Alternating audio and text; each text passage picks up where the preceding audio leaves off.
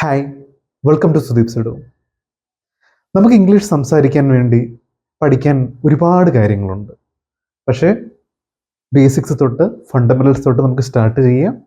പോകെ പോകെ ഓരോന്നായി പഠിച്ച് നമുക്ക് മുമ്പോട്ട് ക്ലാസ്സുകൾ പോകാം. സോ ഒരു ഓർഡറിലോടെ അല്ലെങ്കിൽ നമുക്കൊരു അടിസ്ഥാനപരമായ ഒരു സ്റ്റഡീസ് ആകുമ്പോഴേ നമുക്കൊരു ലാംഗ്വേജ് അല്ലെങ്കിൽ എന്ത് കാര്യമാണെങ്കിലും നമുക്ക് പെർഫെക്റ്റ് ആയിട്ട് ഫ്ലുവൻ്റ് ആയിട്ട് സംസാരിക്കാൻ പറ്റുള്ളൂ. എന്ത് കാര്യം എന്തുകൊണ്ടാണ് എന്തുകൊണ്ട് ഇത് വന്നു എന്നുള്ള ക്ലാരിറ്റി നമുക്ക് വേണം. അങ്ങനെ പറയുമ്പം നമുക്ക് ബേസിക് ആയിട്ട് അറിയേണ്ട കുറച്ച് കാര്യങ്ങളാണ് ഇന്നത്തെ ക്ലാസ്സിൽ നമ്മൾ ഡിസ്കസ് ചെയ്യുന്നത്. ഇന്നത്തെ ക്ലാസ്സിൽ നമുക്ക് ഒരു സ്ഥലത്തെ എങ്ങനെ വർണ്ണിക്കാം, how to describe a place in present simple tense, അതാണ് നമ്മൾ പഠിക്കാൻ പോകുന്നത്. കാരണം we all know what is present simple tense and what are verbs used in present simple tense, right? നമുക്ക് ഇപ്പം ഒരു പ്രസന്റ് സിമ്പിൾ ടെൻസിൽ ഉപയോഗിക്കുന്ന വെർബുകൾ എന്തൊക്കെയാണ്? സാധാരണ ഒരു വെർബാണെങ്കിൽ കുടിക്കുന്ന ഒരു കാര്യം പറയാനാണെങ്കിൽ കുടിക്കാറുണ്ട് അല്ലെങ്കിൽ കുടിക്കുന്നു എന്ന് പറയാൻ ഡ്രിങ്ക് അല്ലെങ്കിൽ ഡ്രിങ്ക്സ് എന്നാണ് നമ്മൾ ഉപയോഗിക്കുന്നത്, അല്ലേ? അല്ലെങ്കിൽ നമുക്ക് ആണ് എന്ന് പറയാൻ വേണ്ടി ഈസ്, ആർ, ആം, ഈ 3 പദങ്ങളാണ് ആണ് എന്ന് പറയാൻ വേണ്ടി ഉപയോഗിക്കുന്നത്.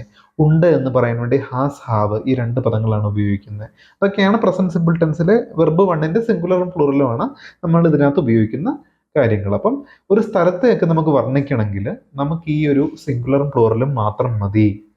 അതാണ് നമ്മൾ ഇന്നത്തെ ക്ലാസ്സിൽ പഠിക്കുന്നത്. ജസ്റ്റ് നമുക്ക് ചെക്ക് ചെയ്യാം. നിങ്ങൾക്ക് അറിയാവുന്ന കാര്യങ്ങൾ തന്നെ വെറുതെ നമുക്ക് കേരളത്തിനെ പറ്റി ഒരു വർണ്ണന നോക്കാം. നമ്മുടെ സ്റ്റേറ്റ് ആണ്, അല്ലേ? അപ്പം നമ്മളിപ്പോൾ കേരളത്തിനെ വർണ്ണിക്കുവാണെങ്കിൽ ഇതിനകത്ത് കൊടുത്തിരുന്ന പോയിന്റ്സ് നോക്കൂ. അപ്പം ഇത് കഴിഞ്ഞിട്ട് ഈ ക്ലാസ് മൊത്തം കണ്ടു കഴിഞ്ഞിട്ട് നിങ്ങൾ നിങ്ങളുടെ സ്വന്തം ഹോം ടൗൺ, നിങ്ങൾ എവിടെയാണോ താമസിക്കുന്നത്, നിങ്ങളുടെ ഹോം ടൗൺ എന്ന് പറഞ്ഞാൽ നിങ്ങളുടെ വീടുള്ള ആ ഒരു ടൗൺ, ആ ഒരു സ്ഥലത്തിനെ പറ്റി നിങ്ങൾ സ്വന്തമായിട്ടൊരു വർണ്ണന എഴുതി അത് കഴിഞ്ഞിട്ട് നിങ്ങൾ തന്നെ നിർമ്മിക്കണം, നിങ്ങൾ തന്നെ ഒരു വർണ്ണന ഉണ്ടാക്കിയെടുക്കണം. ഒരു എക്സാമ്പിൾ ആയിട്ട് ഇത് നോക്കാം. കേരളത്തിനെ പറ്റി പറയുമ്പം നമ്മൾ ആദ്യം ഒരു സ്ഥലത്തിനെ പറ്റി പറയുമ്പോൾ അത് എവിടെയാണ് ലൊക്കേറ്റ് ചെയ്തിരിക്കുന്നത്, എവിടെയാണ് അത് സ്ഥിതി ചെയ്യുന്നതെന്ന് വേണം പറയാൻ. സോ അത് നോർമലി പറയുന്ന രീതി എങ്ങനെ വേണമെങ്കിലും പറയാം. അത് ഞാനൊരു എക്സാമ്പിൾ പറയുന്നത്. അപ്പം Kerala is A state in south western India. Kerala എന്ന് പറയുന്നത് സൗത്ത് വെസ്റ്റേൺ ഇന്ത്യയിലെ ഒരു സ്റ്റേറ്റ് ആണ്, അല്ലേ? സൗത്ത് വെസ്റ്റിലാണ്, ഇന്ത്യയുടെ സൗത്ത് വെസ്റ്റിലാണ് നമ്മുടെ കേരളം സ്ഥിതി ചെയ്യുന്നത്. അപ്പം സൗത്ത് വെസ്റ്റേൺ ഇന്ത്യയിലെ ഒരു സ്റ്റേറ്റ് ആണ് കേരളം എന്ന് പറയുന്നത്. അപ്പൊ ഇവിടുത്തെ വെർബ് എന്താണ്? ആണ് എന്ന് മാത്രമാണ് ഇവിടുത്തെ വെർബ്. അപ്പൊ ആണ് എന്ന് പറയാൻ വേണ്ടി നമ്മൾ ഉപയോഗിക്കേണ്ട ഈസ് ആണ്. കാരണം കേരള എന്ന് പറയുന്നത് ഒരു സംസ്ഥാനമാണ്, സിംഗുലർ ആണ്. സോ സിംഗുലർ വെർബായ ഈസ് ആണ് ഉപയോഗിക്കുന്നത്. ഏറ്റവും കൂടുതൽ വരുന്നതാണ് ആണ് എന്ന് തന്നെയായിരിക്കും പറയേണ്ടി വരുന്നത്. അതുകൊണ്ട് ഈസിന്റെ ഉപയോഗങ്ങൾ ഒരുപാട് വരും ഒരു സ്ഥലത്തിനെ പറ്റി വർണ്ണിക്കുമ്പോൾ. Kerala is famous for its natural beauty and diversity. Keralam വളരെ ഫേമസ് ആണ്. എന്തിനൊക്കെയാണ്? കേരളം അതിൻ്റെ നാച്ചുറൽ ബ്യൂട്ടി, അതിൻ്റെ ഒരു ബ്യൂട്ടി എന്ന് പറയുന്നത്, അല്ലെങ്കിൽ അതിൻ്റെ ഒരു ഭംഗി എന്ന് പറയുന്നത്, നല്ല ഭംഗിയുള്ളൊരു സംസ്ഥാനമാണ് കേരളം. ആൻഡ് ഡൈവേഴ്സിറ്റി ഒരുപാട് നമുക്ക് രീതികളിലും ഫുഡിലും പല പല സ്ഥലങ്ങൾ വെച്ചിട്ട് പല പല വ്യത്യാസങ്ങളുണ്ട്. കേരളത്തിൻ്റെ പല കോണിലും ഫുഡിൻ്റെ ടേസ്റ്റും ഫുഡിൻ്റെ കാര്യങ്ങളിലും പല പല കാര്യങ്ങളും ഡൈവേഴ്സാണ്, വ്യത്യാസങ്ങളുണ്ട്. അപ്പം കേരളം മൊത്തം സന്ദർശിക്കുമ്പോൾ കുറേ കൾച്ചറൊക്കെ നമുക്ക് പരിചയപ്പെടാനായിട്ട് സാധിക്കും. അതാണ് Kerala is famous for its natural beauty and diversity. It lies between the Arabian sea in the west and Western Ghats mountains in the east. Keralam സ്ഥിതി ചെയ്യുന്ന ഈ രണ്ടിനിടയ്ക്കാണ്, അല്ലേ? നമ്മൾ നോക്കുവാണെങ്കിൽ നമ്മുടെ വെസ്റ്റ് മൊത്തം അറേബ്യൻ സീ ആണ്. കേരളത്തിന്റെ വെസ്റ്റ് മൊത്തം അറേബ്യൻ സീയും അതുപോലെ തന്നെ അതിൻ്റെ ഒരു നമുക്ക് ഈസ്റ്റിൽ നോക്കുവാണെങ്കിൽ വെസ്റ്റേൺ ഗാട്സ് മൗണ്ടൻസ് ആണ് മൊത്തം സിറ്റുവേറ്റ് ചെയ്തിരിക്കുന്നത്. ഇവിടെ നമ്മൾ ഉപയോഗിക്കുന്ന ഇറ്റ് ലൈസ് ബിറ്റ്വീൻ എന്നാണ് നമ്മൾ ഉപയോഗിക്കുന്ന വെർബാണ്. അപ്പം അത് സ്ഥിതി ചെയ്യുന്നത് ഇറ്റ് ലൈസ് ആണ്. അപ്പോൾ കാരണം കേരളം ഒരു സംസ്ഥാനമായതും കൊണ്ട് അങ്ങനെ സ്ഥിതി ചെയ്യുന്നതെന്ന് പറയാൻ LIES ലൈസ് രണ്ടും പറയാം. പക്ഷെ അതിനകത്ത് ഇത് സിംഗുലർ ആയതും കൊണ്ട് ലൈസ് എന്നുള്ള സിംഗുലർ വെർബാണ് നമ്മൾ ഉപയോഗിക്കുന്നത്. That's it. Again, the land is narrow strip stretching along the coast for about 80 kilometers എന്ന് പറയുമ്പോൾ the land is a narrow strip. അപ്പം എല്ലായിടത്തും ആണ്, ഈസ് തന്നെയാണ് നമുക്കിവിടെ ഒക്കെ വർണ്ണനയായതും കൊണ്ട്. അപ്പം നമ്മുടെ ഈ ഭൂമി, ഈ ലാൻഡ്, കേരളം എന്ന് പറയുന്നത് നാരോ ആയിട്ടുള്ളൊരു സ്ട്രിപ്പ്. നാരോ സ്ട്രിപ്പ് എന്ന് പറയുമ്പം നല്ല നീളം കൂടി വീതി കുറവ്, നല്ല നീളം കൂടി വീതി കുറഞ്ഞ ഒരു, അങ്ങനെ ആ നീളം ഇങ്ങനെ സ്ട്രെച്ച് ചെയ്ത് പോവുകയാണ്. ആ സമുദ്ര തീരത്തിന്റെ ആ കോസ്റ്റിലൂടെ തന്നെ ഒരു 580 കിലോമീറ്ററോളം സ്ട്രെച്ച് ചെയ്തു പോകുന്ന ഒരു സ്ഥലമാണ് കേരളം എന്ന് പറയുന്നത്.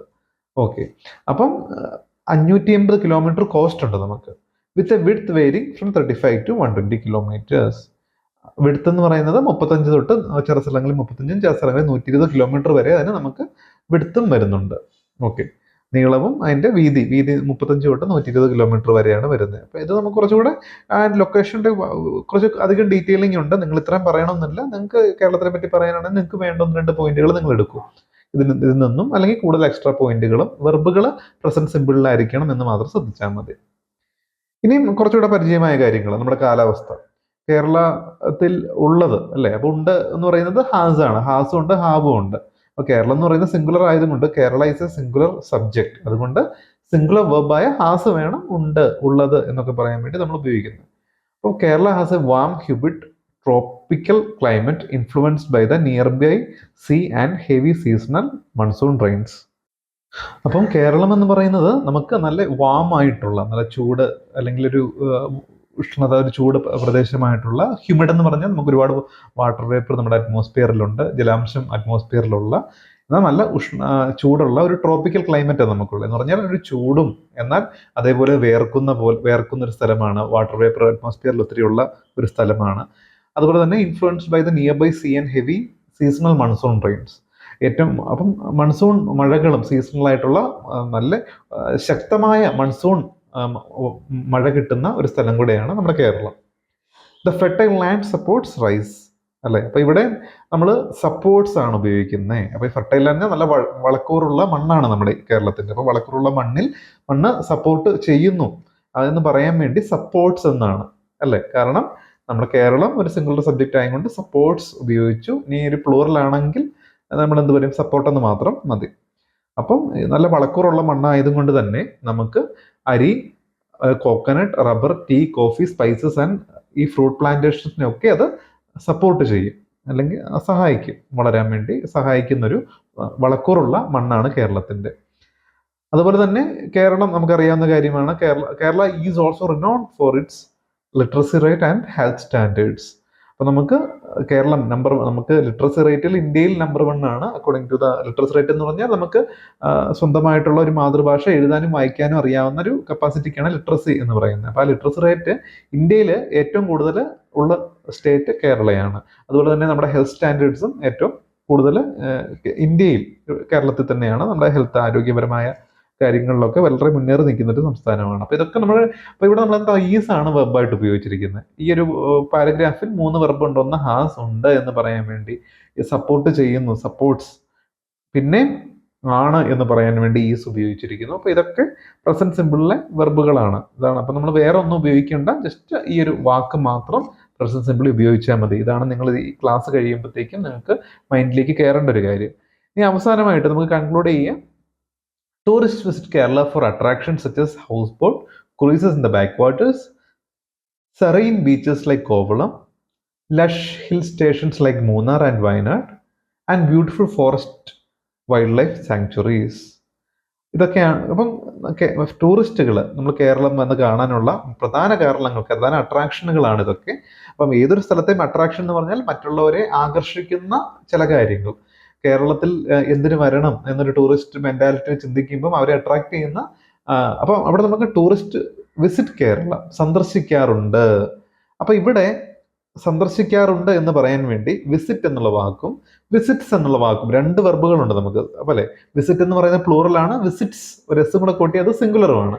പക്ഷേ ടൂറിസ്റ്റ്സ് എന്ന് പറയുമ്പോൾ ടൂറിസ്റ്റുകൾ, ഒന്നിൽ കൂടുതൽ ടൂറിസ്റ്റുകളാണ്, അത് പ്ലൂറൽ സബ്ജക്റ്റ് ആണ്. അതുകൊണ്ട് നമുക്ക് പ്ലൂറൽ വെർബായ വിസിറ്റ് ആണ് നമ്മൾ ചേർക്കുന്നത്. ഓക്കെ, അപ്പോൾ tourist visit Kerala for attraction such as, അവര് കേരളം സന്ദർശിക്കുന്നത് നമുക്ക് ആകർഷണീയമായ ഹൗസ് ബോട്ടുകൾ, ക്രൂയിസസ്, ബാക്ക് വാട്ടറുകളിലുള്ള, ബാക്ക് വാട്ടർ എന്ന് പറഞ്ഞു കഴിഞ്ഞാൽ കടലിനോട്, ആ വെള്ളം കടലിലേക്കായിരിക്കും ചേരുന്നത്. അപ്പൊ കടലിലേക്ക് ചേരുന്ന, കടലുമായിട്ട് കണക്ഷനുള്ള വെള്ളമാണ് ബാക്ക് വാട്ടേഴ്സ് എന്ന് പറയുന്നത്. അപ്പോൾ ആ ബാക്ക് വാട്ടേഴ്സിൽ ആലപ്പുഴയിലൊക്കെ നമുക്ക് ആ ഒരു ഹൗസ് ബോട്ട് ക്രൂയിസ് എന്ന് പറഞ്ഞാൽ നമുക്ക് റിലാക്സ് ചെയ്ത് യാത്ര ചെയ്യുന്നതിനാണ്. അപ്പൊ ഹൗസ് ബോട്ടിൽ ആ ബാക്ക് വാട്ടേഴ്സിലൂടെ യാത്ര ചെയ്യാൻ വേണ്ടി അത് നമ്മുടെ ഒരു അട്രാക്ഷൻ ആണ് കേരളത്തിന്റെ, according to the view of a tourist. ഇനി സറീൻ ബീച്ചസ് ലൈക്ക് കോവളം, നല്ല കാമായ, സമാധാനപരമായ, സന്തോഷം നൽകുന്ന സറൈൻ അങ്ങനെയുള്ള ബീച്ചുകളാണ് സറൈൻ എന്ന് പറയുന്നത്. അപ്പോൾ സറൈൻ ബീച്ചസ് ലൈക്ക് കോവളം പോലത്തെ സമാധാനപരമായ നല്ല സന്തോഷം തരുന്ന ബീച്ചുകൾ. Lush hill stations like Munnar and Wayanad.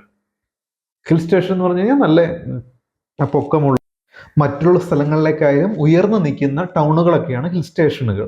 അപ്പോൾ നമുക്കൊരു സമ്മറൊക്കെ ആകുമ്പോഴത്തേക്ക് നമുക്ക് കുറച്ചുകൂടെ തണുപ്പ് കിട്ടാനും ടൂറിസ്റ്റ് ഒരു വെക്കേഷൻ എൻജോയ് ചെയ്യാൻ റിസോർട്ടുകളിലൊക്കെ പോയി നിൽക്കാനും ഒക്കെ പറ്റുന്ന ഹിൽ സ്റ്റേഷനുകൾ, നല്ല പൊക്കമുള്ള ടൗണുകൾ, സ്ഥലത്തുള്ള സിറ്റുവേറ്റ് ചെയ്യുന്ന തണുപ്പ് തരുന്ന ടൗണുകൾ, അതൊക്കെയാണ് ഹിൽ സ്റ്റേഷനുകൾ. അപ്പം അങ്ങനെയുള്ള ഒരുപാട് ഹിൽ സ്റ്റേഷനുകളും ലഷ് ഹിൽ സ്റ്റേഷൻസ് ആണ്. ലഷ് എന്ന് പറയുന്നത് നമുക്ക് ലഷ് ഗ്രീൻ ഹിൽ സ്റ്റേഷൻ എന്ന് പറയുമ്പോൾ നമുക്ക് നല്ല എന്താ പറയുക, നല്ല തിക്കായിട്ട് പച്ചപ്പുള്ള ഹിൽ സ്റ്റേഷനുകളുള്ള മൂന്നാറും വയനാടും പോലത്തെ സ്ഥലങ്ങൾ അട്രാക്ഷൻസ് ആണ്. And beautiful forest wild life sanctuaries. പിന്നെ നമ്മുടെ കേരളത്തിലുള്ള ഒരുപാട് ഫോറസ്റ്റും വൈൽഡ് ലൈഫ് സാങ്ച്വറീസ് ഉണ്ട്. ആനിമൽസിനെ പ്രിസർവ് ചെയ്യുന്ന സാങ്ച്വറികളും ഇക്കോ സ്പോട്ടും ഒക്കെ പ്രൊട്ടക്ട് ചെയ്തിരിക്കുന്ന ഒരുപാട് സ്ഥലങ്ങളുണ്ട് അല്ലേ. വൈൽഡ് ലൈഫ് സാങ്ച്വറികളുണ്ട്. നമുക്ക് മൃഗങ്ങളെയും പക്ഷികളൊക്കെ കാണാൻ സാധിക്കുന്ന വൈൽഡ് ലൈഫ് സാങ്ച്വറികളുണ്ട്. അപ്പം അങ്ങനത്തെ സ്ഥലങ്ങളൊക്കെ കാണാൻ വേണ്ടി കേരളത്തിലേക്ക് ആൾക്കാർ വരും. അപ്പോൾ ഇതൊക്കെയാണ് നമ്മുടെ കേരളത്തിനെ പറ്റിയ ഒരു ഡിസ്ക്രിപ്ഷൻ. അപ്പം നമ്മൾ ആദ്യം തുടങ്ങിയത് എങ്ങനെയായിരുന്നു? നമ്മൾ അതിൻ്റെ ഒരു ജോഗ്രഫിക്കൽ ലൊക്കേഷൻ, എവിടെയാണത് ലൊക്കേറ്റ് ചെയ്ത് സ്ഥിതി ചെയ്തിരിക്കുന്നത്, ആ കാര്യങ്ങൾ പറഞ്ഞ് തുടങ്ങി. പിന്നെ പതുക്കെ നമ്മൾ അതിന് അവിടുത്തെ വൈവിധ്യങ്ങളുടെ കാര്യങ്ങൾ, സ്പെഷ്യാലിറ്റിയുടെ കാര്യങ്ങൾ, ഫുഡിൻ്റെ കാര്യങ്ങൾ, പിന്നെ ടൂറിസ്റ്റുകൾ എന്തുകൊണ്ട് അവിടെ വരുന്നു എന്നുള്ള കാര്യങ്ങൾ, എന്തുകൊണ്ട് ഈ സ്ഥലം മികച്ചത്. അപ്പോൾ ഇങ്ങനെയുള്ള കുറേ പോയിന്റുകൾ നമുക്ക് പോയിന്റ് ഔട്ട് ചെയ്ത് ഏതൊരു സ്ഥലത്തിനെ പറ്റി വർണ്ണിക്കുക. അപ്പം നിങ്ങളുടെ ഹോം ടൗണിനെ പറ്റി ഈ ഒരു ക്ലാസ് കണ്ടതിന് ശേഷം നിങ്ങൾ വർണ്ണിക്കുക. നമ്മൾ ഇതിനകത്ത് ഉപയോഗിക്കുന്ന വെർബുകൾ മൊത്തം ക്രിയകളെല്ലാം പ്രസന്റ് സിമ്പിൾ ടെൻസിലാണ്. അപ്പോൾ അതാണ് നമ്മൾ ഇതിനകത്ത് പോയിന്റ് ഔട്ട് ചെയ്യുന്ന ഒരു കാര്യം. അപ്പം ബാക്കി കാര്യങ്ങളും വൊക്കാബുലറി ഇതിനകത്ത് പറയുന്ന വാക്കുകളൊക്കെ ശ്രദ്ധിച്ച് അതിൻ്റെ മീനിങ് ഒക്കെ പഠിച്ച് തന്നെ പോവുക. അത് നിങ്ങൾക്ക് ഹെൽപ്ഫുൾ ആയിരിക്കും മുമ്പോട്ട്. So this all about today's class. നമുക്ക് അടുത്ത ക്ലാസ്സിൽ വീണ്ടും അടുത്ത ടോപ്പിക്കായിട്ട് കാണാം.